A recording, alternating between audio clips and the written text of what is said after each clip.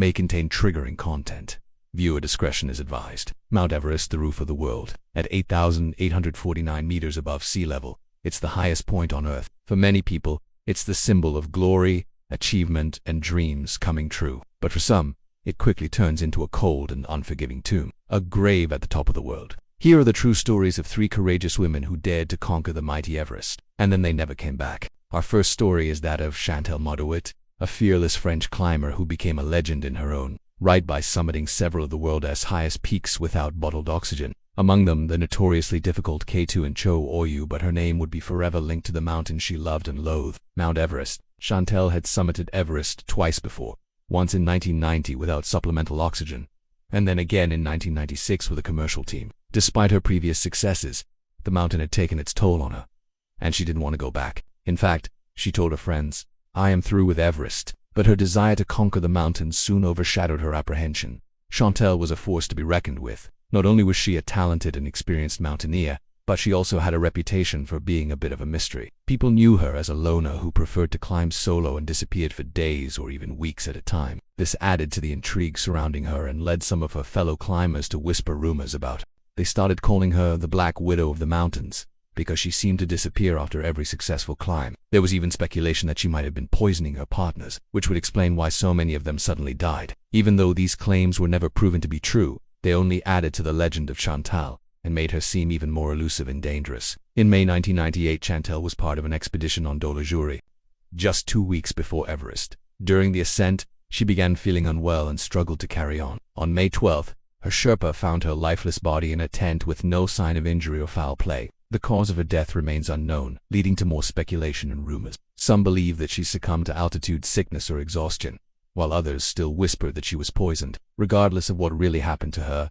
Chantal's untimely death at the age of 45 shocked the mountaineering world. She may have been a controversial figure, but her skills and accomplishments were undeniable, and she will forever be remembered as one of the most enigmatic and accomplished mountaineers of her generation. Now let's turn our attention to the harrowing tale of Frances Us, an American climber who set out to become the first U.S. woman to conquer Everest without the aid of supplementary oxygen. It was May 1998 when Frances, along with her husband Sergei, a seasoned Russian climber, reached the summit of the world's highest peak.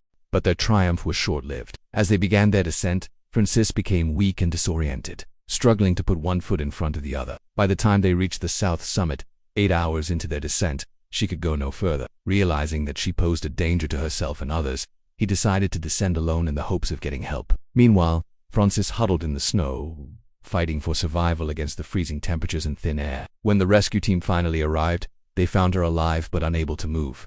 Aware that his wife wouldn't make it, Sergei stayed with her for a heartbreaking 15 minutes, sharing their last moments together before descending again to seek further assistance.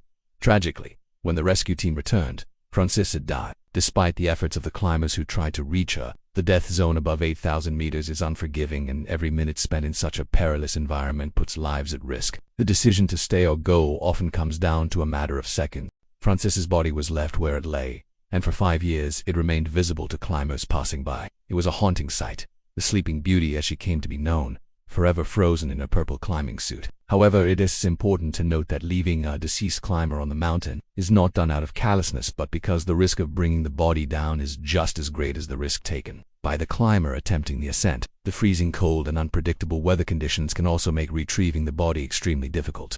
After 5 years, high winds and avalanches finally swept her body off the slope. But for those who saw her, the image of the Sleeping Beauty remained forever burned into their memories. While Frances's body may have been lost to the mountain, her story continues to serve as a warning to all those who dare to challenge its unforgiving heights. And now we come to the tragic tale of Hannelore Schmarz, a German mountaineer who became the first woman to die on the upper slopes of Mount Everest.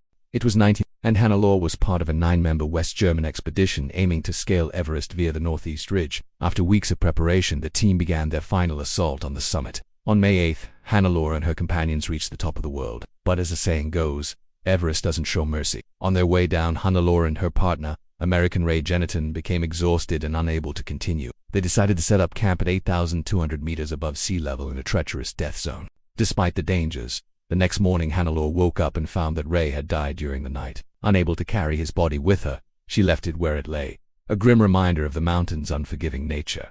But her ordeal was far from over. Despite being physically exhausted, Hannelore continued her descent, However, she soon realized that she was in grave danger. With each step, her body grew weaker and weaker until she couldn't move any further. She sat down on a rock and never got up again. 4 days, she managed to keep herself alive, subsisting on snow and water, but her body was slowly freezing. Eventually, she closed her eyes for the last time, forever embracing the icy slopes of Everest. When her body was discovered by a later expedition, it was still upright, leaning against her backpack, her eyes wide open, hair blowing in the wind. The sight of the ghost of Everest, as she came to be known, was so haunting that climbers who saw her reported it to the authorities. After much debate, the decision was made to leave her body where it lay. Attempting to retrieve it would have been too dangerous and risked the lives of the rescuers. Thus, the ghost of Everest continued to stare out over the world, forever frozen in time. But Hannelor's story has a final twist. Despite her body being lost to the mountain, her spirit seems to have found peace. Over the years, high winds and avalanches gradually eroded the iciest slopes, eventually sweeping her body off the mountainside. To this day, nobody knows exactly where her remains ended up.